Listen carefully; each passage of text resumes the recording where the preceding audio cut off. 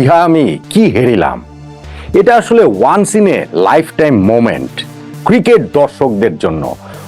বহুকাল এই দিনটার গল্প করা যাবে।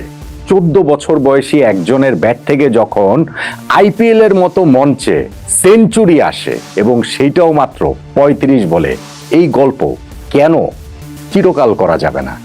বৈভব সূর্যবংশী এইবারের আইপিএল এর যখন নিলামে তাকে নিয়ে টানাটানি হয়েছে, ফাইনালি রাজস্থান রয়্যালস তাকে দলে নিয়েছেন, তখন থেকেই তিনি আলোচনায়।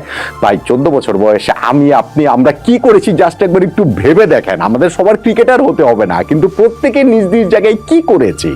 সেই ছেলেটা আইপিএল শুধু দল পেল না, সঞ্জু স্যামসনের অনুপস্থিতিতে ইনজুরির কারণে একাদশে সুযোগ পেয়ে প্রথম বলটাতেই ছক্কা মেরে নিজের জাতটা চিনিয়েছেন, সেটা আমরা বলতে পারি। প্রথম 2 ম্যাচে 34 এবং 16 রানের 2টা ইনিংসে অনেক প্রমিস ছিল, সেটা আমরা বলতে পারি।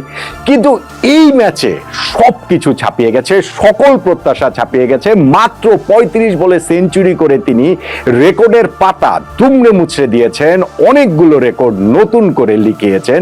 বৈভব সূর্যবংশী তিনি যে আসলে দীর্ঘদিনের জন্য থাকতেই এসেছেন ভারতীয় ক্রিকেটে, যা শুধু চমক দিয়ে হারিয়ে যাওয়ার মতো আরো অনেকের মতোই, সেটা যে আসেননি, এই ইনিংসটা তার একটা স্টেটমেন্ট হয়ে থাকলো।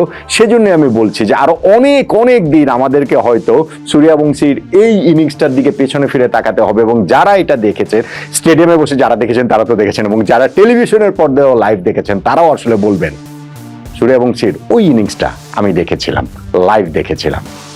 কি অসাধারণ, কি অবিশ্বাস্য একটা ইনিংস এই মাত্র 14 বছর বয়সী ব্যাটসম্যানের কাছ থেকে পেলাম, যেই ইনিংসে ভর করে রাজস্থান রয়্যালস 8 উইকেটে জিতে গেল গুজরাট টাইটান্সের বিপক্ষে, যারা টুর্নামেন্টে এর আগে মাত্র 2টা জয় পেয়েছিল।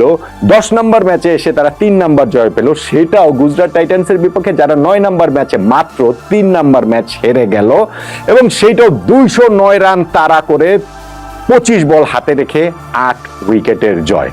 সবকিছুই সম্ভব হয়ে গিয়েছে সূর্যবংশীর সেই বিস্ফোরক বিধ্বংসী একটা ইনিংসের কারণে।